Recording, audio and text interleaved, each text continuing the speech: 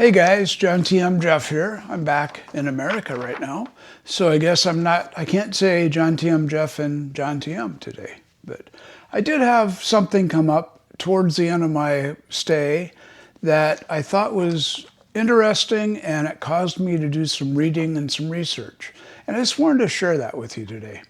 The concerns over what's going on with the DTV visa and other visas in Thailand are really starting to play an effect on what's happening.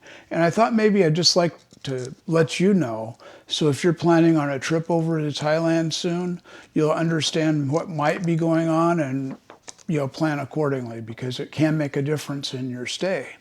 So first and foremost, the Thai authorities are really concerned about what's going on with the DTV visa. I got my DTV visa back in August, and at the time it seemed like the perfect answer. It gave me the ability to work remotely, which I do, and it gave me the ability to stay for up to 180 days, which I don't really plan to stay in Thailand longer than 6 months. It may happen down the road, but then I'd probably explore a different visa like the long-term visa or a retirement visa. But for me, the DTV seemed perfect, and it fit the bill. The price was right. 5 years, 180 days at a time. You can extend it once during those 5 years, and you can use it, continuously for 180 days, make a border run, come back, get stamped again, and go for another 180 days. So it seemed perfect for me and what I'm doing. Unfortunately, some people have been using it in the wrong way. Now, for what you read about in the newspaper and what you see in the press, most of those people are adjoining countries that are doing things they shouldn't be doing anyway in Thailand. And they may be doing phone scam work. They may be doing things that are extremely illegal, and they're getting in trouble. And when the authorities go in, arrest these people, and deport them, they're finding out that a lot of these people have the DTV visa. And I think that's causing a real problem. When I was checking around last week with some of the visa agents I know, when I was going to do the retirement visa, I started dealing with 2 or 3 different companies, and all of them are saying they can't really help people with the DTV any longer because it's almost impossible to get for somebody that's in Thailand, because you have to leave the country to get it. So there's some real issues going on there. The extension, the second thing is the extensions become very difficult to do. And I think that's part of what I ran into last week, was the fact that in theory, while I'd lost my passport, they were making me fill out paperwork to do an extension, even though I wasn't expired. But I guess since they didn't have the stamp to see where I was at, they couldn't tell me, or I couldn't tell them for sure what the date was. Because you don't have the passport, you don't have the stamp in your visa, in your passport. So anyway, bottom line is the extensions become really difficult. The Thai authorities, the immigration authorities don't like this visa, apparently. That's what it appears to be. And therefore, it's becoming difficult to extend it because they're looking at it as competition to what could be a retirement visa or a long-term visa. And obviously, the DTV is a less expensive visa, so there's some resistance there. And a lot of this is, I'm not an expert on any of this. I'm just doing some research. And I think that's become a big issue, just from what I saw. The third thing is administrative backlogs. They've become backlogged because of all the people trying to get the DTV visa. And because of that, it's taking longer to get. They're asking for more paperwork. They're going back and forth several times. When I got mine, I had 2 emails requesting more information. And really, it wasn't that I didn't have it. It was I couldn't upload it. I could only upload 1 piece of information per category per time, because that's what they had set up. So I had to upload it, and then they asked me the question, uploaded the second one, and then uploaded the third one. And it only took, I'm going to say 15 days to get it all processed. It was more communication thing than it was anything else back then. But now apparently that's becoming a bigger issue. You know, the fourth thing that they're stating here in the Bangkok Post is that tourism operators are not liking the DTV visa. And that makes sense because the average person that comes to Thailand comes, you know, maybe 2 or 3 weeks. And if they have that long-term visa, the DTV, let's say 5-year visa, then they're not spending as much money or time doing the things that the tour operators want to do.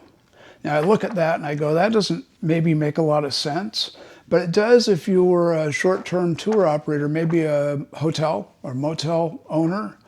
If you had a 6-month visa, you're more likely to be able to rent something for a month or longer, maybe 6 months to match, you know, how long you can stay. And it would cost less than maybe 2 or 3 months would cost if you did it on a short-term basis.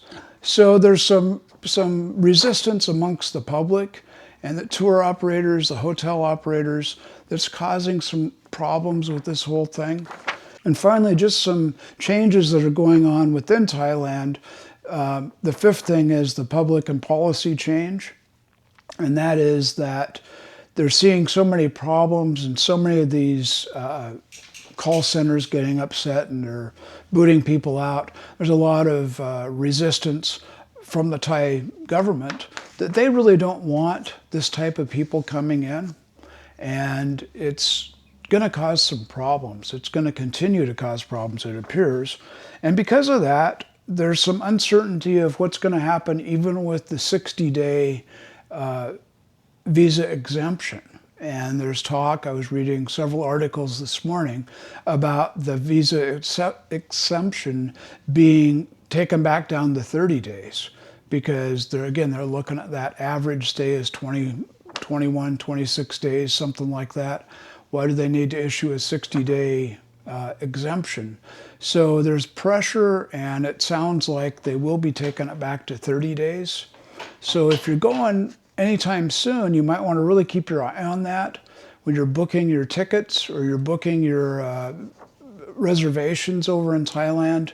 If you have a 30-day stamp in your passport, you can only stay 30 days without going into overstay or without extending it. Now, extending it shouldn't be that difficult for another 30 days. I don't know for sure, but you can go in and get it done. It's usually it's under 2,000 baht to go into local immigration office and extend that for another 30 days. That being said, that could change too.